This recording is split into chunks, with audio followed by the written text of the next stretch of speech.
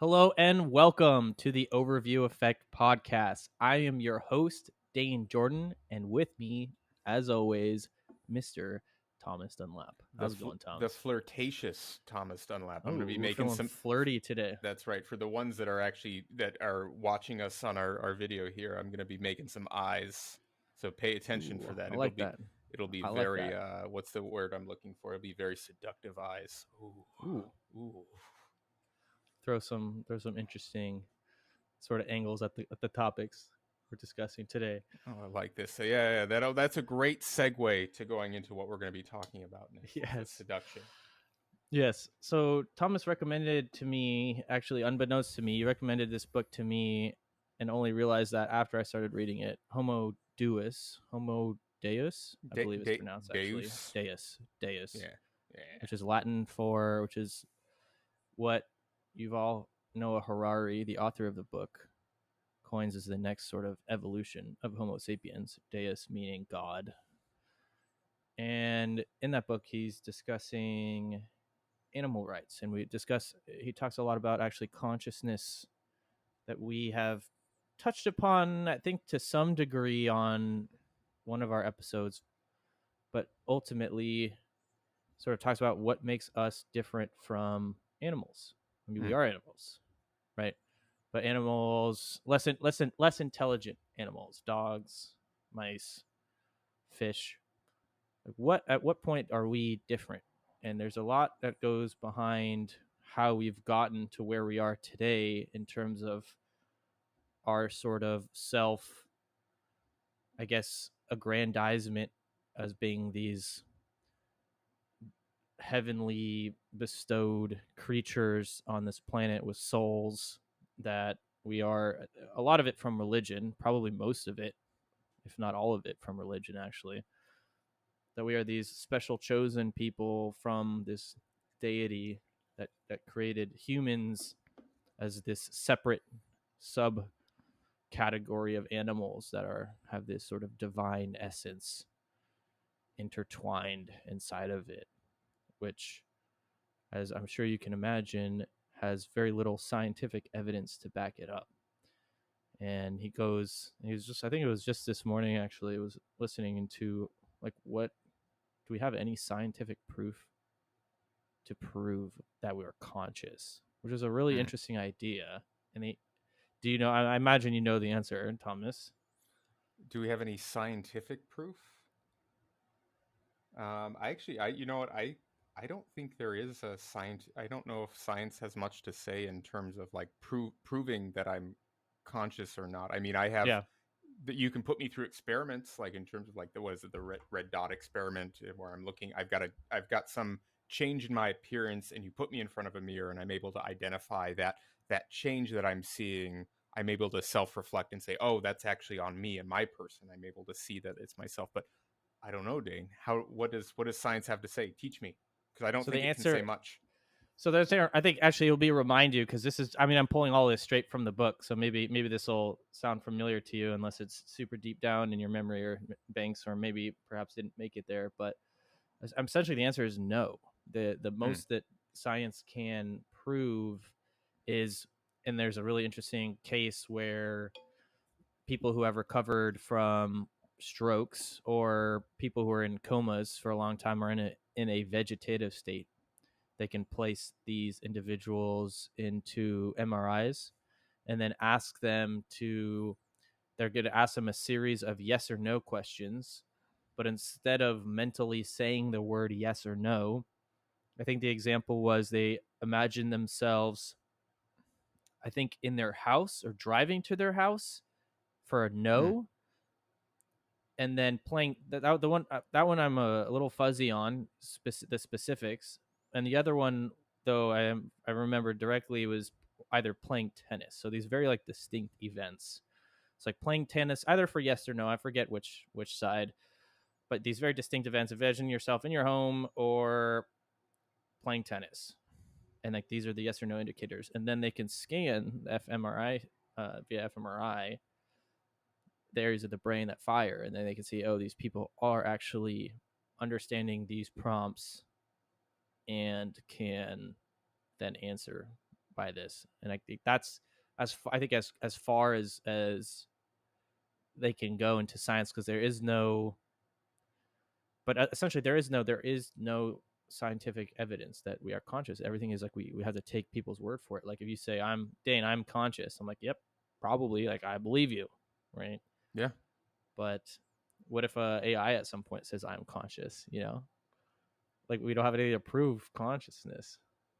Well, I mean, it's fair in terms of I think I've spent a fair amount of time kind of grappling with that. And I think most people do when you're kind of confronted with that. It's actually really unsettling because then you start getting into some things like simulation theory. Oh Like yeah, yeah, that's what he said maybe, too. Yep. yeah, The you start odds kind that of, we're in a simulation are much vastly greater than being the one source of truth, because if simulations exist, yeah, like probability wise that we are in the base reality is essentially zero.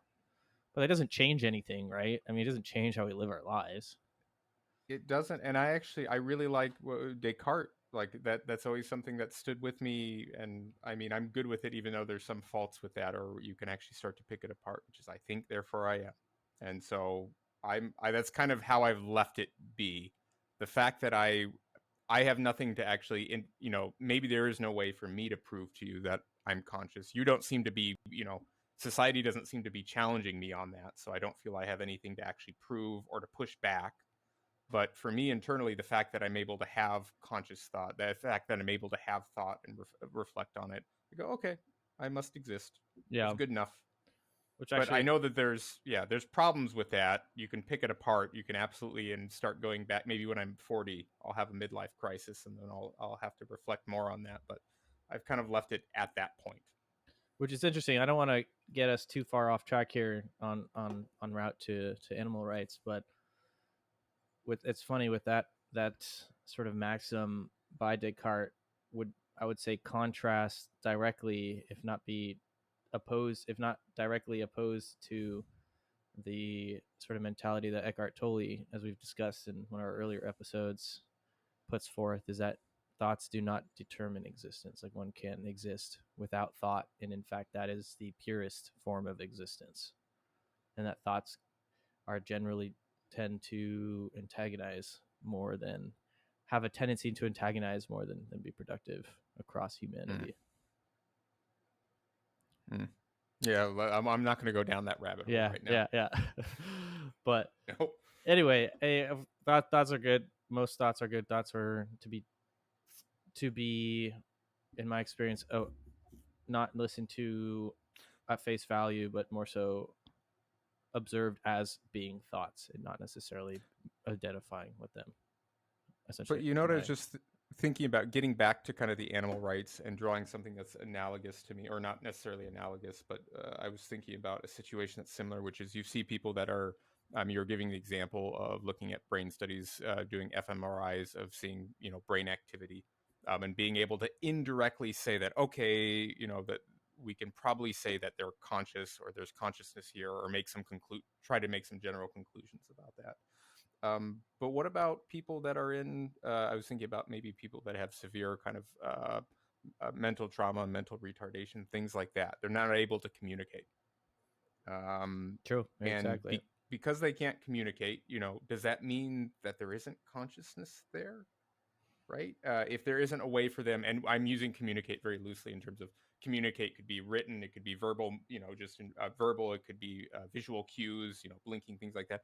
But because you're not able to actually communicate or interface with this world with other humans, does that make me doubt the fact that you have consciousness, right? Because there's this barrier there, and that's challenging. How do you actually get a sense of if that person is able to kind of self-reflect and kind of even recognize if they think they're conscious? Yeah, I mean, I think a lot of it that we've used to define consciousness and in animals is like emotions, right? This, if something can exhibit some sort of sense of emotions, then you can develop a relationship with it, as opposed to, Mm. even though if there are emotions exchanged, as opposed to having like emotions over inanimate objects, right? It's never reciprocated. It's a one-way relationship. Having a relationship with another entity that can also express emotions, then you have an actual two two-way relationship. And yeah, and he starts talking about like what, since there is no proof in science of consciousness, like what makes us. So you start getting to like the ethicality of, right, the things that are done on animals, like with mice, and like, oh, mice don't have, for a long time, and Yuval Noah This is Harari. getting into like animal testing, things like that. Yeah, for the longest time, I think, what was it, 1700s, there was a like experiment that was done on a dog. The dog was like not anesthetized and was fully conscious, and these sort of prevailing belief was that these dogs aren't conscious beings. They're just executing commands or executing sort of responses based off of specific stimuli, as if it was like a machine, like a vending machine. You press a button, and if you have the proper amount of currency inside the machine, then it will vend out whatever respective drink that you press a button of, right? This is like, it's the same thing, except it's just more of a organic being as opposed to an inorganic being. But the fact is that there's no consciousness. And now as science is starting to kind of prove that, hey, we don't really have there isn't this like very fine line we can draw between humans and any other animals, like any other animals, other than, I think, our ability to communicate and manipulate our environment is vastly more profound than any other animal. Like, we are the stewards of the planet. But aside from that, like intelligence wise, like fleshy, like we're just a lot of signals. And the problem that you're talking about, it's to the degree that we've been able to achieve it too. If you say like fundamentally, and we've done this too, we actually kind of do, we keep receding further and further back in terms of, we say, oh, look at what humans have, this ability to use tools, that was, we thought was unique. And then we find out, we see other animals using tools. Monkeys, a good example. I forget, I think is it apes or gorillas where they're using like some stick where they're actually getting ants or something. Anyways, they're using tools. I think otters as well. But there's all sorts of examples that we say, okay, well, maybe they don't mourn their dead. Maybe there's something unique there in terms of kind of how human brains have been developed to do ceremonial, bury their dead, mourn their dead. Maybe there's something unique there that's kind of made humans stand out. Nope, we see that across the animal kingdom too. There's examples of this where there are other animals mourning their dead. And so every time we think that there's something unique about humans specifically, we find out that it's not so unique when we look across the animal kingdom. There's examples of other animals exhibiting that same kind of behavior or functionality. And it's only to the degree that maybe we've developed that I would probably say is unique. But I think what's important for me is that it's thinking about it in terms of binary differences of this is different, that's not, or yes, Mm. no. I think that's maybe where the fallacy is, or the fault in the thought is, or the problem is that we're probably not going to find something that is distinctly different. What we'd probably find out is to the degree in which we have those abilities is probably where that's the gradient, that's the difference. At least that's what I see, is not necessarily fundamental differences, but a gradient of that. Yeah, and he was discussing multiple examples in the book in terms of the domestication of animals and farm animals, where like wild boars, for example, have travel in packs and have this degree of curiosity, being the intelligent animals that they are, to explore and want to move around. And then when confined in very small cages, then exhibit a lot of signs of stress, and which makes sense as a creature that has all these desires, when you look at it evolutionary, to go out and explore and to try to find food. And sure, yeah, maybe that it doesn't have to focus on all the bare necessities in terms of food and shelter, like its survival is guaranteed, but that's just not enough. Like, we can't, as humans, we can't just be confined to a cell and be called like, okay, we're good, like this, we're gonna feed them. I mean, maybe there's some humans out there that might, but I would say the vast majority, that's just not the case. So yeah, what do you think this means? Like, where do you think see this going in the future, right? Just in general, with, as we sort of, I mean, I think there's a lot of, he talked about, even to this day, people who go into college who are creationists and go through college, I think he said something like 26% of graduates through college are still creationists. Like a significant portion of graduates still believe that the earth was, created by this omnipotent and omniscient, entity called God. To what degree would you say, this? I mean, this is a pretty heated topic, but how would you say that like interacts, or dare I say, like impedes humans' ability to understand and make a better? Does it at all? I mean, I feel like there's plenty of. I'm kind of answering my question as I ask it, but there's plenty of examples of individuals who may not have scientifically sound beliefs being great contributions to the society. For example, the founder of MRI was a creationist, the inventor of the MRI. When you say give me the definition of creationalist. I'm thinking creationalism or creationists are people who think that the Earth was created 6,000 years ago. Yeah, Not necessarily that there's a deity or a God, I think because it you can actually was have though. I think that's pretty. part of it. Go I ahead. think that's part of it. I don't know if there's a distinction. Okay. Particularly, I think it is the fact that If yeah, is that if we're talking about, oh, go ahead. If you've got the definition, yeah, go for yeah, it. just the belief that the universe and living organisms originate from specific acts of divine creation, as in the biblical account, rather than by natural processes such as evolution. Oh no, that sounds like horseshit. What sounds like horseshit? If we're saying if any explanation for life, if we're ruling out evolution, if that's getting kind of tossed aside, like it drives me absolutely crazy in terms of when I say horse shit. Like it's one of the greatest probably achievements. Like if you're writing a top 10 or whatever it is, I guess it depends on what field you're looking at. But the fact that humans have been able to understand one of the mechanisms, the means for life itself, uh, and others are throwing that kind of by the wayside and go, no, no, no, God did it. Like we need not your explanation.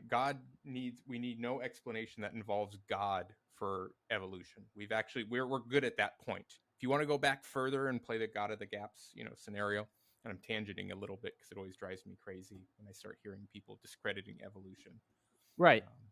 But anyways, But so the question is kind of like, where do you see that going in the future? Do you see that this sort of belief, because there are people who have contributed magnificently to society, as I mentioned, oh the no, inventor of the MRI was a creationist, right? So clearly that didn't impede his ability to still be a public and human serving individual, which I think we can both agree upon is a great way to live, and a highly respected and encouraged way to live is to make the life around you better to the best of your abilities.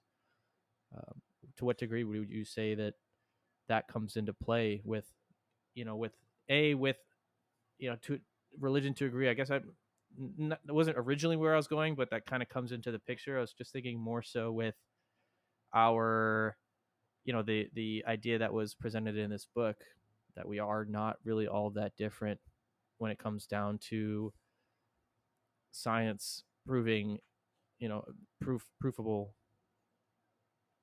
distinguishing factors between us and animals. Like, how do you think that is going to play out in the next 5, 10, 15, just 20, 50, just years in general? in terms of like the kind of adoption of religion still, or sorry, ask it more concisely for me. Sure, yeah, I was just going to say, like, this is a bit of an, would you say, a new-ish idea? I mean, this book is with a few years old, within 5 years old. It's not a, I mean, it just concludes, maybe the idea isn't all that new, but just kind of bringing it to the forefront right now. How do you say that science really has no distinguishing factors of humans being this sort of special creature on Earth in terms of like Mm. consciousness? So we can't prove consciousness. It's just this thing that we have to take each other's words for.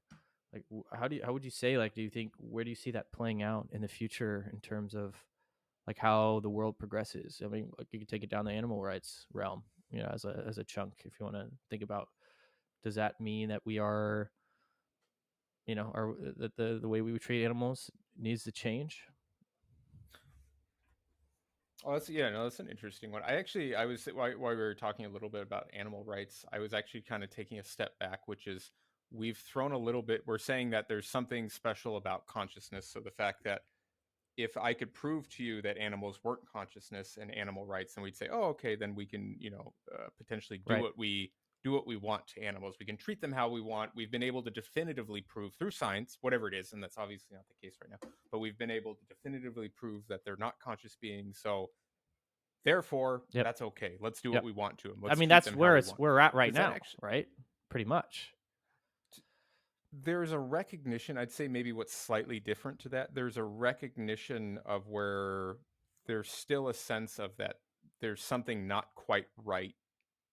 At least maybe for sure it's societally based, but that's the sense I get too when you see an animal that's kind of just caged or boxed in, and really it's just being kind of has no freedom in terms of being able to do roam, range, anything like that. There's a sense of that there's something not quite right about that feels wrong, kind of ethically, morally, that we do that to animals. But at the same time, pretty easy for me to turn a blind eye. The fact is, I got my chicken. I've got my meat. I'm good to go, right?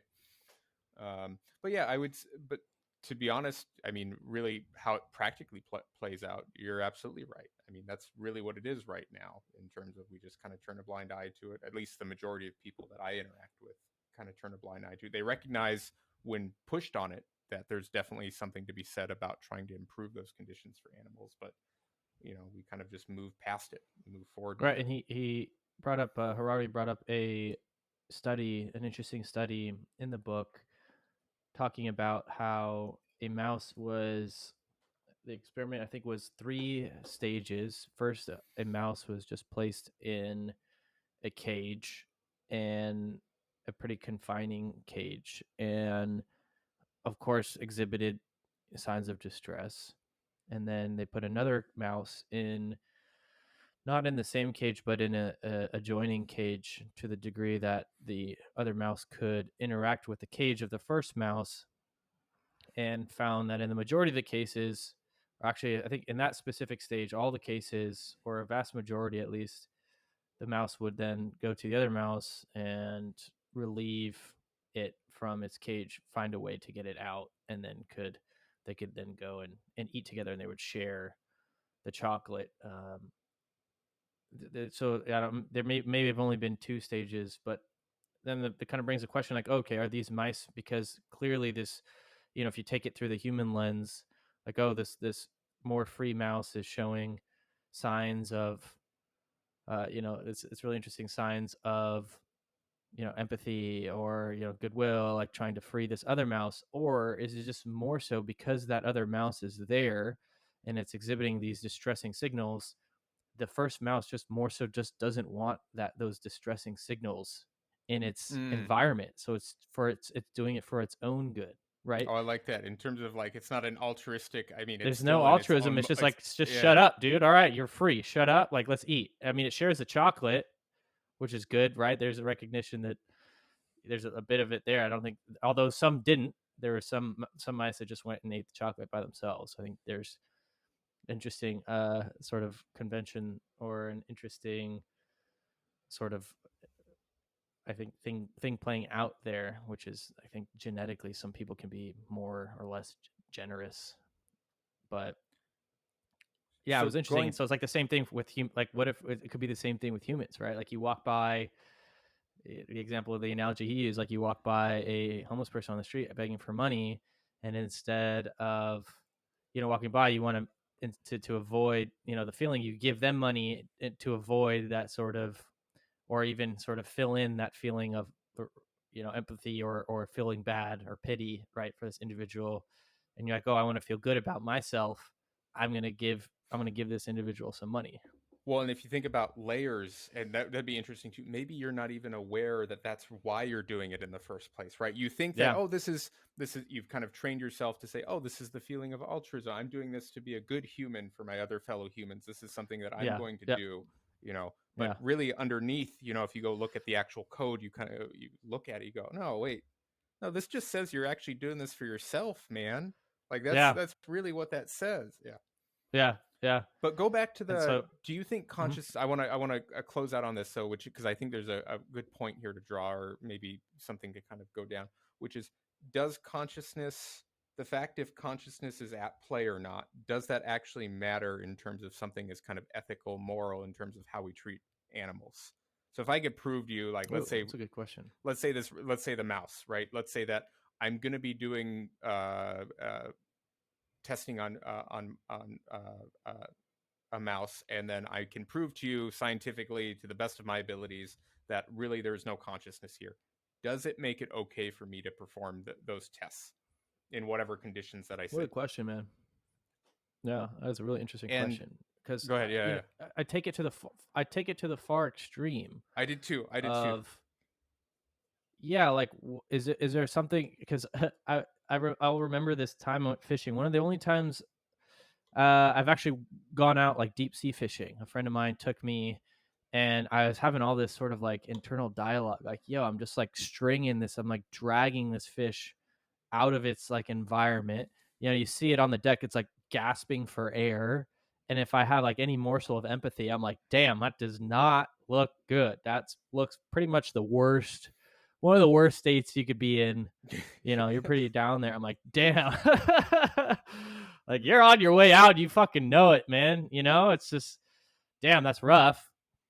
And then, I see, so on that point, I'm like, I don't really know if I want fishing. I had this sort of internal, like, moral conversation going, like, is this fucked up right now that we're pulling these animals out of their habitat? Like, they didn't do anything to us. Like, we're just like pulling them out, and like sometimes not even eating them and just fucking throwing them back in. Like, yeah, we're just like pulling out these creatures. But then I see behind us, there's these seagulls like towing right behind, like in the wake of the boat, and people are just tossing fish up to the seagull. I'm like, well, that seagull's just eating the fish. Like, I can eat a fish. If the seagull can eat a fish, I can eat a fish. Right? You look at other animals in the animal kingdom, like, they're fucking Yeah. relentless. Nature is metal. The subreddit, like, it's brutal. Like, some insects are fucking crazy. They'll like implant their eggs inside of a living creature, and then the larvae will eat their way out of the living creature, like, to survive. Like, holy shit, man, that's like literally alien shit, but that's actually happening Yeah. on a daily basis, many, many, many times. And like, is that unethical? No, that's just nature. And so you think of us to where we are today, like, to what point are we saying, like, hey guys, we need to have this more consideration with these living creatures that we share And this why world why with? is that? Like, just taking Yeah. keep going back with it. Like, there's a lot of this where you kind of just are going with notions that you've kind of accepted, or that are kind of ingrained in you, or you've come to just accept without necessarily questioning. But why does it matter? Like, if I look at a mammal, if I look at a mouse suffering or something like that, obviously I would want to put it out of its misery if it was something on its way out, or I would want to stop it if it was, being tortured or something like that. I'd want to kind of interject. But would I feel that way about an ant or an insect? No, probably not. Right? I'd probably, to be Right. honest, I try not to step on insects, but I don't give a shit. Right? If I do or not, it's not like that ruins my day. But if it was a mouse, I'd feel horrible. Like, if I heard a crunch or something, if I stepped on a mouse, I'd be like, "Oh, this is fucking awful," right? Or if I hit a squirrel with the car, something like that. But why the difference? Why is there a difference? Is it because there's where I see more of myself in a mouse than I do an insect? Why is that? I think that's what, because we're both mammals. I think that's, for most people, like, no one's, I don't think there's anyone out there saying, like, stop eating crickets, But why free not? the crickets, Why free not? But I'm the saying, but there's crickets. so little different. Like, the only fact that, I mean, there's only been this little sliver where we actually know that that relationship between human and mouse is closer than human and insect. We've only been able to know that for a Yeah. very short period of prove it scientifically.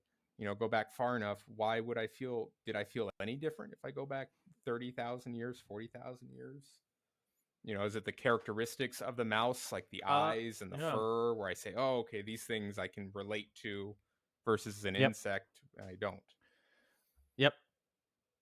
I think that's part of it. So they Mm. tested that on monkeys also in the book. So for anyone listening out there, definitely check out this book. Really, really interesting, extremely thought provoking, giving us some really juicy fuel for this episode and likely many other episodes in the future. But yeah, they talk about they took some monkey infants and separated them from their mothers, totally ethical, old school guys. Don't worry about it. And they gave one, or they subjected one set of infant monkeys to a cold robotic monkey that gave food, and then another one that did Hmm. not give food but was warm.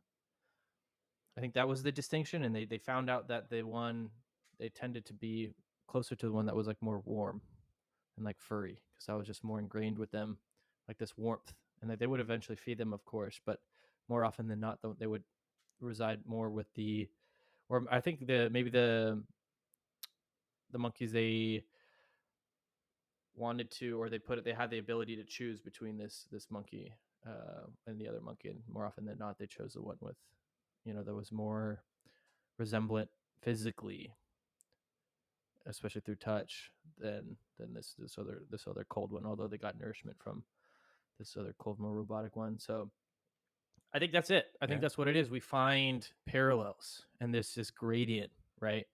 Of like, once we get to crickets, like, man, this thing's got fucking 6 legs. I only got 2. It's fucking tiny, makes this weird sound, and there's probably one of its cousins out there that'll fuck me up. Like, I don't And really care. that empathetic nature, you see that actually, you see that demonstrated in the animal kingdom as well, where you'll have different species taking care of each other's young. I mean, you get extreme case, or not extreme cases, you can, that's obviously the ones that are kind That's of true. cherry picked for news as well. I mean, you get cases where that doesn't necessarily work out as a happy ending, but you do see examples where animals from different species will take care of young from different species. Like, that works out, that empathetic nature, that mechanism that we think is maybe unique to humans, and maybe to some degree it is, but it seems like they're similar enough that you actually see this in different species. I've got one other grenade that I want to huck in here that I actually think is pretty good, which is the suspension. There are That's it. times, Yeah, especially yeah. in our society, in United States, specifically around death penalty. So there are times that I suspend Mm. the sense that just because I know, and I don't have any doubt that people that are put on death row are conscious. I mean, sure, they're conscious. I know that they're. I have no reason to believe that they're not. They're just like me, right? Except they've done something awful, so I should be careful here. Hopefully, that's the case. A series of awful things, but then Or I series suspend of it. Then I awful say it's things. okay. Yeah. It's justified. The whole flag, the whole idea around consciousness being, that the fact that your consciousness means I need to kind of treat you ethically, or that I need to make sure that, we need to preserve consciousness. But I'll suspend to some degree, not completely, but to some degree. I'll treat you differently because of the crimes that you've committed. Where I'm going to say that I'm not going to treat you the same as if I would, you were a human, somebody that was homeless, for example. So what do you think about that? That's interesting. So the question is, if I understand correctly, like the idea of the death penalty in general. Yeah. So we were kind of drawing about, consciousness makes it, in terms of how we want to treat, different animals and what we say is okay and not okay. And then we've got clear examples where you have humans that are, obviously other humans that are conscious, and then we kind of suspend, maybe we'll treat them differently because of what they've done in Mm-hmm. society. So we kind of suspend that sense of saying the fact that they're conscious or not doesn't even really matter anymore. Yeah, I think it's They've done something that's been so awful that we don't give a shit, and we're going to say, no, we're going to extinguish this life that you have right now. yeah, and I would say for most Western civilizations, and there are some Eastern. I don't think there's any country where killing is illegal. I don't really know about North Korea. I'm sure like government can kill people and nothing's gonna happen there. But I guess on a small scale, and even in China, the whole Uyghur Muslim debacle there. That's if Mm. there's a lot going on there. I don't want to necessarily get into that, but if the reports are true in terms of what it's treated there, like nothing's going on with that, right? In terms of how that's being handled, and yeah, I think the for the most part, Western civilization, especially the idea, we've just started creating these ideas that we must live our lives in a way that we cannot infringe on one another's abilities to live, right? And so you see that that's especially true with humans to animals, right? If there's any animal that comes up to you and you shoot it, there's not going to be a police person, at your door the next day, like, hey, you just shot that wild, bear that tried to attack you. There's a lawyer that comes and defends the bear and says, well, he was just looking for a hug. He didn't really want to bite you there. And I think anyone's gone to court to defend bears' rights. That'd be kind of funny though. Fucking defender. Yeah, I think better for my example that I give is not the death penalty, but when you lock people up for indefinite periods of time, like somebody that's like 18, they commit some horrendous act, whether that right or wrong in terms of how you feel about the law, but the fact that we're locking them up for the rest of their life, they're for 60, 70 years plus, is it that different than what we've done to animals, right? At that point, once they're locked up, is there that much of a difference? I mean, we recognize that they're conscious, these other humans are, but we're locking them up for the rest of their life. Yeah, no, not really. There's this larger power at play here, right? The government is you can't do literally everything you want. You can do whatever you want as long as it all kind of falls down on this sort of core tenet that everyone has agreed upon, that it doesn't infringe on anyone else's right to live and enjoy life. And as our founding fathers said, in the pursuit of happiness. Cock Oh, blocking. yeah, Oh, yeah, yeah, yeah, I yeah, thought yeah, you were yeah, doing yep. a call. I thought you were And doing a cock blocking. callback Yep, yep. to cock blocking. That's right. But so maybe just to answer that, maybe if I'm being honest with myself, maybe consciousness doesn't I think really so. matter in terms of. I think that's kind of what I'm starting to, at least when we're unpacking this. I don't know if I think consciousness so. really matters, and it's more a fact that you have for me anyways. I think right now I'm thinking that it's more of a fact that you have a living Yep. being that's able to have to have sensation, to Yep. have pain, and the fact that maybe we're doing something that's exposing it to pain, for exposing it to kind of miserable conditions for prolonged periods of time. That's where I feel like there's this sense of that we should as a society do better or do something different. That feels wrong. Yeah, he brought up Harari brought up a really interesting, like, what I think, and this is what I totally agree with, but it's a really interesting analogy that consciousness is just a byproduct, like a pollutant almost, of our intelligence. Like, the more intelligence you become, you just naturally become conscious. Just like in the example he uses, like, just like a jet engine emits a really loud sound, the sound has no bearing on its ability to provide thrust. Like, it doesn't need to be loud in order to move forward, and that's just byproduct of intelligence, essentially. Oh no, I don't know if I even want to go down this route, but I better be careful. I'm gonna tread this water very care. I'm gonna navigate very carefully, and pull me out, Dane, if I start going. It starts going too horrendously bad for me. One of the challenges I think with trying to understand where consciousness comes from and trying to solving that hard problem, right? I don't think there's been any great leaps and bounds in terms of trying to really understand science or progress where we can say, look, this is we've got a theory of consciousness. We actually have a good physical idea of what's happening, why Yeah. consciousness arises. It's still right now kind of left up in the open. And one of the reasons I kind of speculate that's the case is because we do have, um, rights. We have compassion, empathy. We don't just test on any human that we want. We're not just dissecting humans, healthy humans, to go find out how their brain works, right? We have processes around when we're saying it's okay to do autopsies or when it's going to be acceptable to actually kind of examine. And I wonder if that's kind of the same, if the cost, when you start thinking about, well, is it okay to do animal studies? Is it okay to do, studies on humans and try to actually uncover how consciousness works, or try to exploit animals in the hope that we develop some new vaccination? Does the long-term benefit to humanity, does it actually pay for itself to actually exploit those few? And I think that that's where in history you see some really extreme movements, where you see people doing things that aren't necessarily, where we would say that it's ethically horrific. And I think I'm trying to hint at kind of what the Nazis did, where they would try to experiment and try to push our understanding of humans, and our understanding of them to its limits and beyond. I think they tried to do like all sorts of weird human hybrids with like Is that gorillas right? and things like that.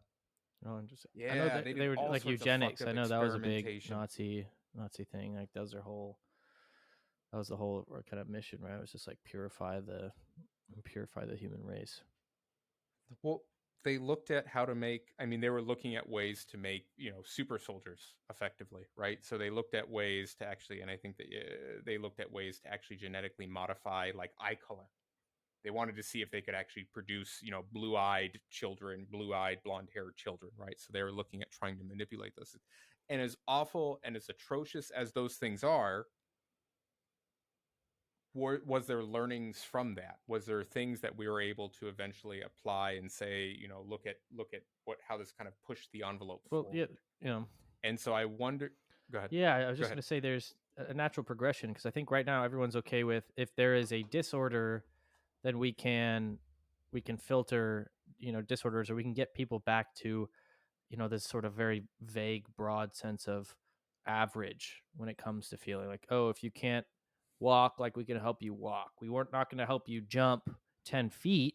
We're not going to do that. We're not going to go quite that far. But the progression that he talks about in the book, Harari's same book, is like at first, like, what if we have this sort of pool, like we, in vitro inseminate like 10 embryo, we do genetic testing on all 10, and we Hmm. say, okay, this one has the least amount of possibility of disease, like let's pick this one.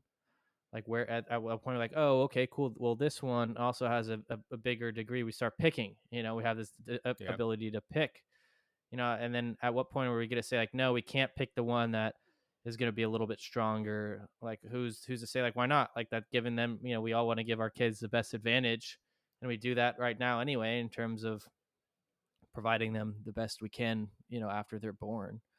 But he was saying like there's a very, very feasible sort of progression of that, where we say, okay, now let's sort of start picking these. It's like very, very, very well sort of portrayed in the movie Gattaca, if you're familiar with that movie, where, yeah, Yeah. Yeah. I Yeah. mean, it's spot on, and like you totally see that ability coming in the future, where we want humans to be the best we can. I mean, that's always like the ever playing mantra going on, like be better, like do the best you can, like improve as much as you can. Like that, no one's ever gonna say like, no, you could stop improving. Like just go ahead and hit pause. Don't worry about it. Like don't try to get better. Just kind of no one praises that. I think there's times where that makes sense, but like far and few in between is it ever people praise like not improving and like purposefully not again like improving. So yeah, and yeah. Imagine if we maybe another kind of a parallel to draw, which is I was thinking about. I know in certain cultures, religions, after somebody has passed away, that their body's supposed to be buried and basically should be left as is and returned back to the earth and intact, right? And so it was actually controversial at the time. I don't have the specifics of it, but I remember hearing about this. It was controversial at the time to actually do Mm. dissections of bodies for the medical industry. It was actually one of the reasons that we were able to progress faster, is because we actually started to feel differently about what we said was morally, ethically acceptable. And we actually started looking at the body as machinery, as a system working together, and actually trying to understand what those means and those mechanisms are. And that's kind of where we're at. I think that we're touching on is that envelope, that boundary, that perimeter keeps getting changed, and it's not right now. You've got a pretty it's not well defined, right? If you and me both say let's do, if we're having a kid and we find out together, Dane, we did it. We did We it. figured out how I can get pregnant. It's going to be, what's that Arnold Schwarzenegger movie with Danny DeVito? I don't It's recall. the one where, oh, I don't know. Anyways, Arnie ends up getting pregnant. Nice. Yeah. It's, oh yeah. Can you imagine him going through labor? Yeah, let's Twins? not Is do that it. what it's called? Twins. I don't know. Anyways, he ends up carrying to term. I think it's with Danny DeVito. The Maybe I'm product of a remembering. genetic experience, fraternal twins Julius and Vincent are separated at birth. Their mother, Mary Ann, is told they're dead. No, maybe that's a different No, movie. look at like Arnie being pregnant. Oh, okay, Maybe okay. it's not with Danny DeVito. Maybe I'm mixing it up. Anyways, Oh no, I lost where I was going with my train of thought. Well, Getting kind of. we went from. Oh, Go ahead. Downs. I was gonna say they do that now, right? Where they actually do genetic testing to look for like common markers for like Down Mm, syndrome, mm. things like that. And I actually think there, I forget where it's at, but I think it's offered as part of like a healthcare service. I forget which country where they always do this genetic testing, and they've been able to reduce the kind of the occurrence of Down syndrome in their population significantly because they do that. And today's society, you and me both would probably say that seems reasonable. That seems like a good thing to do. But just like you're talking about, who decides? Where's that boundary at? Well, what about if we find out there's a particular gene that maybe they'll end up being, 40 or 50 when they die, or 30 or 40 or whatever, that puts them at a higher risk for X, Y, and Z. Do we get to decide that there should be a different, we can, kind of genetically pick something different in place of them? I think it's going to be something that unfortunately is only going to be favor the few in terms of those who have the ability to choose and those who don't. For, Yeah. and those are the people who tend to be like in stronger economic standing will have access to, because there are no laws right now. And there's actually a really good documentary. I may have mentioned this to you. I feel like I mentioned this to you before, on Netflix, involving like CRISPR and gene editing. And like in the documentary itself, there was a scientist who like live at a conference like injected himself with CRISPR, like a muscle enhancing gene, like just straight into his forearm, and everyone's like videoing and stuff. Like no joke. And he like sells kits online. Like you could create these essentially like bioluminescent, I don't know, larvae or something like that by injecting like you can do like a at home gene editing like experiment. And his idea Hmm. and his sort of mantra, it's really interesting, is like we need to make this accessible to everyone, because you play this out and it's not accessible to everyone. Who's going to get it? It's the people who have the connections, who like I said have the are in good economic standing and have those connections where they can make these calls or whatever, and have the these this gene editing at their, I guess, essentially like the rich and the wealthy and the well off is like where these it's gonna come into play. There was a story that my realtor told me when we were signing the paperwork for the lease for my current apartment. And the owner of this building owns, I think, like 30 other buildings in New York, like just as like really rich Jewish billionaire named Babad. And he talked about how he was sick for a while, and then and just like made a phone call, and had this doctor come over and give him this secret mojo stuff, and was like back at it like the next day. Like I think he got COVID, I think is what it was. And then Hmm. just like he came out of it like a day or two later, like feeling better than he did before he had COVID. And just like these people have access to that, and like you can see that happening with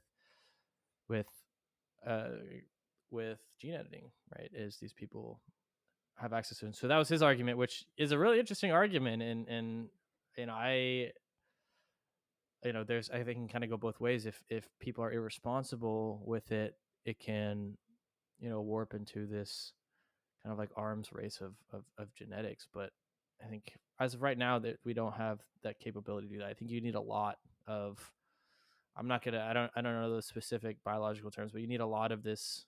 You can't, again, like you said, you can't just inject yourself with one vial of 50 cc's of this of CRISPR or what, I don't know the specific concentration, but it's not easily, you can't just change your entire genome on a whim for $50.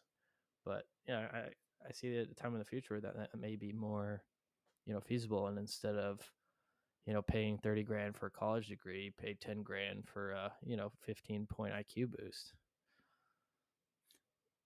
Hey, that's right. What is it? Fallout, Fallout, yeah. the video game Fallout. That's one I've played where you're building out your Yeah, characteristics, yeah, in yeah, terms yep, of your yep, attributes. yep. Yeah, plus, plus, Yeah. plus. But yeah, I actually do think if you asked me to play it out, I think that that's kind of, whether you think that's a dystopia or a utopia. I don't know. To each their own. But I do see it going in that direction. I think that the more that science will empower us to take the reins, to take control, that we'll be able to be able to insert our will over the kind of the trajectory that humans end up kind of evolving, if I can use that loosely. Do you see us like ethically? I mean, that's we talked about this before in terms of Neuralink, right, with the whole brain interface. Do you see that ever? And I'm sure there's plenty of people. In fact, I think I've read some comments already of people who are like, sign me up, I'll do it. I'll do version 1. I don't care. They're just, Yeah. like I got, they're willing to throw themselves in this experimental realm. And I've also heard other stories of people, getting paid to take pre-market pharmaceutical drugs, which is another a whole nother a similar sort of endeavor. But yeah, I mean, at what point are we already doing that in terms of setting ourselves up more advantageously than we were able to? Like, have we already crossed a boundary of sorts that has been set in the past? And if so, like what are those? I'm going to pose that question. I haven't thought about the answer, but are there any like ethical boundaries we've surpassed in terms of how we give us as humans advantage over others? I mean, I think you talked about it right now, but was there ever boundaries set, or was it just always kind of hazy, right? Because I think there were some boundaries set. I know there was in China. I think was the first instance of editing I think it was the first one. It was a big global controversy. The first time CRISPR had been used on a human embryo, and that was to remove the gene that made one more predisposed to have AIDS. Oh, I Yeah, do remember hearing yeah. about I think it that was a set too. of Wasn't there twins, one maybe. around I remember one where they did some gene splicing. It's world's first baby born with three parents. Oh And they yes, basically took yep. genes from three individuals and combined them together. I don't really know what that actually means in terms of like the practical aspect of it, but so much so that you could actually trace back genetically. You'd say instead of two, parents, mom, dad, there'd be a third party involved, a third distinct genetic code that you'd look at that somehow is involved. But yeah, I think I think we've go I ahead. was just gonna say I think the issue that comes up is like, what do we know? I mean, we of the things we know that we can eliminate, but I feel like we're totally going into territory that what we think is bad isn't necessarily bad. Like what, right? Like how do we know for sure? Like how can we distinguish individually? Like this is only a net negative that we're removing, as opposed to, if you take it at the Yeah. terms like the lens of autism, right? Yep. Like there's like like what if like there's definitely like autistic individuals generally require or essentially have difficulty communicating, and as such are I'm trying to describe this as scientifically as possible, but yeah, essentially have trouble communicating more than non-autistic people, essentially, like think from a very high level. But again, is that a net? Like I would say that's not necessarily a net negative, right? Because you look at this, like plenty of high performing individuals who are on the autism spectrum. I mean, Elon Musk himself admitted to being on the autism spectrum. Like, Well, you talk about crossing that boundary, and I guess I would kind of raise or put out there that we've been doing this since almost, I would say, the very beginning. mm, Before Homo sapiens, we've been doing this. We look for partners that we think are going to be genetically. We're driven for finding maximizing our it's likelihood of true. having It's a good successful point. offspring. We've been doing this. The fact is now we've actually got kind of that we've actually I would say that it's is to a magnitude higher in terms of that kind of control that we can actually influence, or the kinds of changes we can influence, right? Where before it was never an option, now it is. But we've been doing that since the very beginning. So I think it's always been happening that we're kind of pushing that boundary, and But I society guess it's never drives, been. I mean, that's what never been a question of ethics, right? I feel like ethics in terms of choosing a partner has never really been. sure. Really? I mean, go back to the 1900s. If you as a Caucasian True. male, when tried to publicly declare yourself, in terms of wanting to be with somebody that was not Caucasian, say they were African American, right? That would have been something that was hugely Good point. controversial. That's a good point. I mean, it's driven. I think there's multiple strings being pulled from all sorts of different avenues, but it doesn't necessarily. I don't think it's anything that's.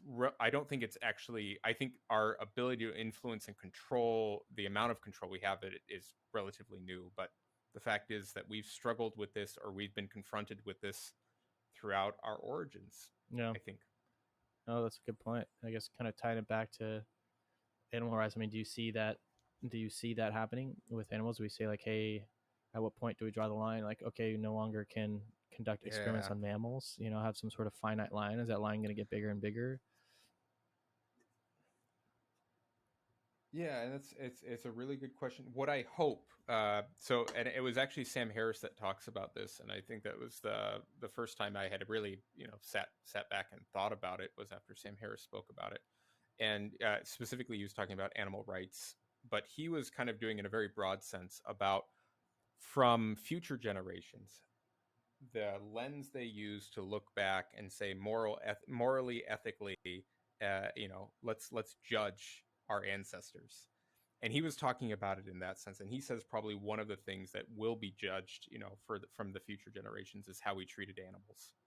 And I could kind of get a sense for that in terms of some of the way that we've actually, tried to maximize the livestock that we have at any given time to feed the population. It does sound like some of those conditions are pretty miserable for the animals. Like in terms of that, I probably wouldn't be very keen on eating some of the, their byproducts if I realized how they were treated. It probably would disturb me that much. But I would say that that's my hope is that and a lesson for myself too is I try to be very conscientious, especially taking today's stance about a view like, something that we can all agree on that the Holocaust was evil, was wrong, slavery is wrong. That if I go back far enough, I look at the lens of the society at the time, is it fair for me in this modern day to actually look back and say, what horrible people lived back then in the Mm. 1800s for having slavery? What awful thing, is that really fair for me to actually judge them by today's standard? And so I look at that kind of in some degree with animal rights. I think that is something that will evolve more towards as we learn more and more about living organisms, how they can experience pain, that we will do better and better in terms of our treatment of animals and how we actually go about consuming them and being able to utilize and And leverage them. So I think that'll yeah, and change. you even look at it from like a trajectory. Now, you know, we intertwine capitalism with this new sort of ethical frontier that we're crossing, and you know, capitalism's jumping on that. You look at all the growth of like non-meat substitutes over the last like 5-10 years. Oh yeah, like the Yeah. 3D printed meat through our Yeah, lab yeah, grown meat. yeah, Yeah, I don't really even yeah. understand how all that That's works. Yeah. huge. Like the amount of funding going into that, and that's recent. That's like within the last decade for sure. Oh, and that could absolutely, we might find out that, and you think about, and it's super expensive. You think about all the water, energy, time that's needed to actually raise these animals into the point where they're able to produce whatever their byproducts are to consume them. Extremely inefficient, as opposed to just being able to grow maybe the specific cells that are part of, or those proteins that are part of what you're trying to get from them. Like that's exciting to think about. You could even just remove that question, doesn't even need to be applied anymore. Is it ethically, morally? You can say, fuck it. I don't even want it. Science has helped me kind of solve for this. I'm going to use technology just to grow, these cells in a particular manner. Yeah, I don't see that getting any smaller. I see that only growing. And I think once, you know, capitalism, once they can get their costs down to be neck and neck, because ultimately that's what's going to drive consumer decision, right? If someone has two choices, and one, I think it's probably at least 10 times more expensive, this lab grown meat right now. You know, there's plenty of consumers, which, you know, I don't disagree with, and I could absolutely, you know, see the rationalization, like, sure, it may have like a tad less guilt to it, but hey, I don't see this animal like this all behind closed doors. Like I'm obviously going to choose the one that's, you know, $3.99 a pound over one that's $39.99 a pound, because that's what I can afford. You know, I don't have that luxury to do Right. that. Once, you know, you can drive those costs down, that's when I think this adoption.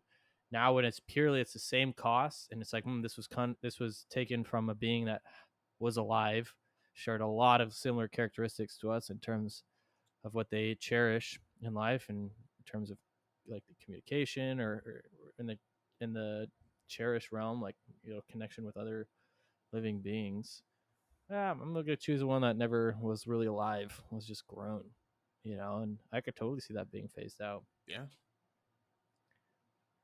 Actually, I guess on that note, why don't we? Yeah, I guess I mean this is kind of drawing the parallels, the similarities between other mammals, things like that. We've already kind of highlighted some reasons why we think that there's that empathy, compassion is there for other mammals, and maybe not as much for insects. But what about plants? Like I couldn't give a shit about eating a plant. I mean, do I would assume others feel differently about the treatment of plants in terms of how they get harvested and things like that, right? I'm assuming that's kind of in the ballpark. And then it gets into do plants deserve moral ethical treatment? Is that even a fair question to ask? How we treat and raise plants? Like should I yell at is it okay to yell at a plant?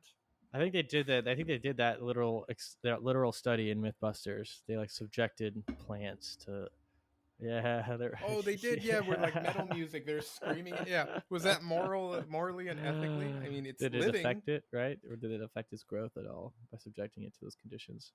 That's pretty far out, man. I mean, that would essentially say that everything that humans eat has to be created by humans. Like we're not allowed to take anything from this planet, essentially. Like anything that's grown or that lives on this, like we can't touch. Like we have to be essentially fully we have to become plants in the sense that, well, that's not even necessarily true, because there are plants that compete with other plants.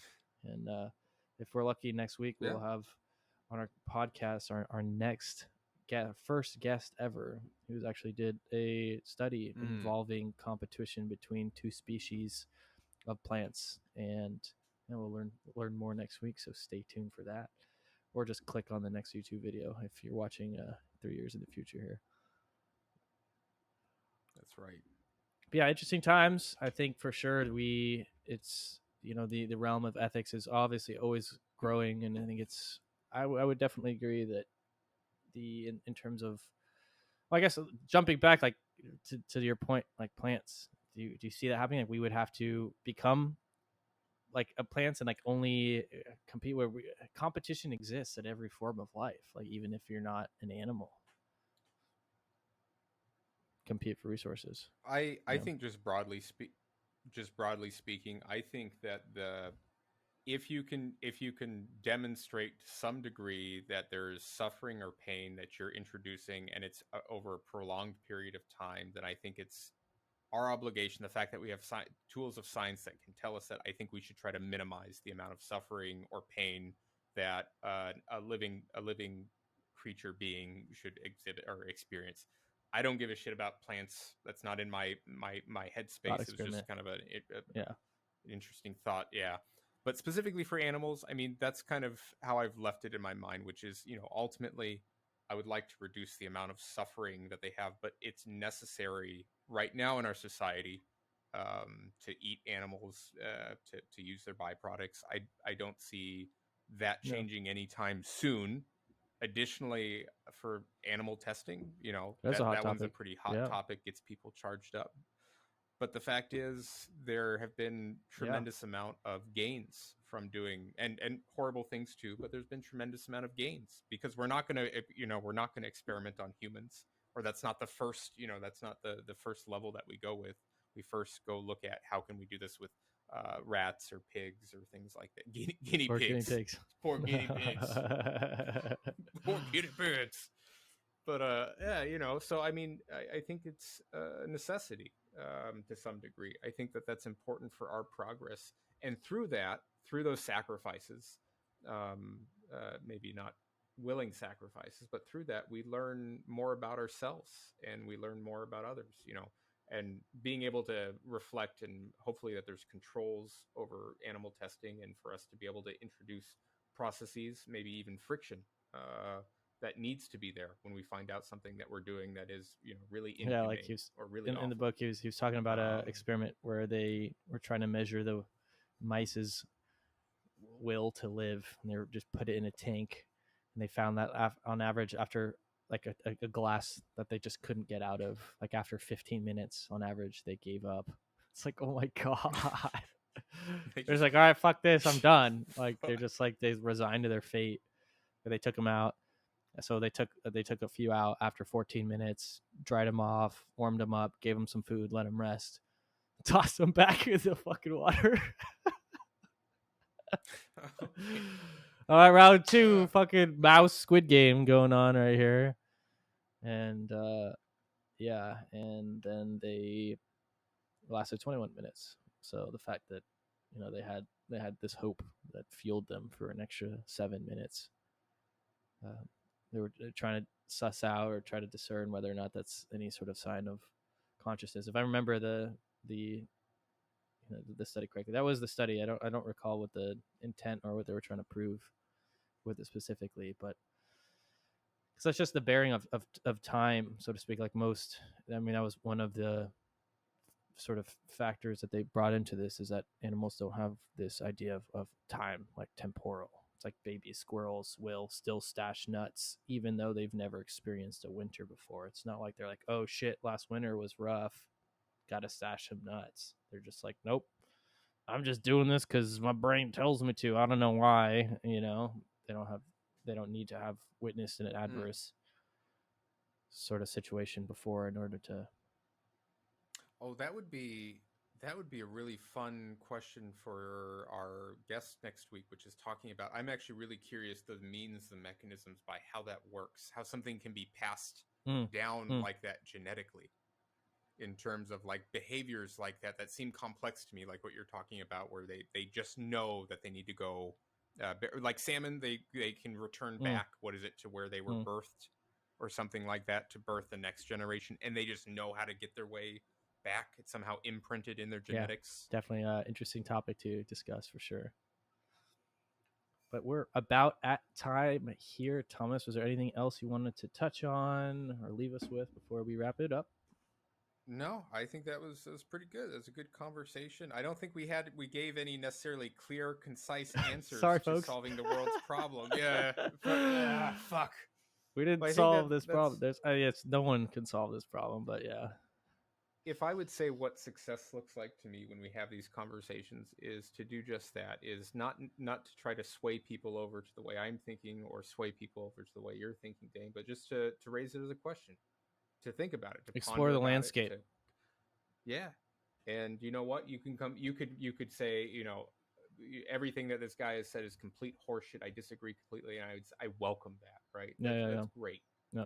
And it's just being able to think about it and reflect on that, and have your own thoughts around it. Cool. Awesome. Well, that's it for this episode, folks. Thanks for watching, and hope to see you on the next one. See ya.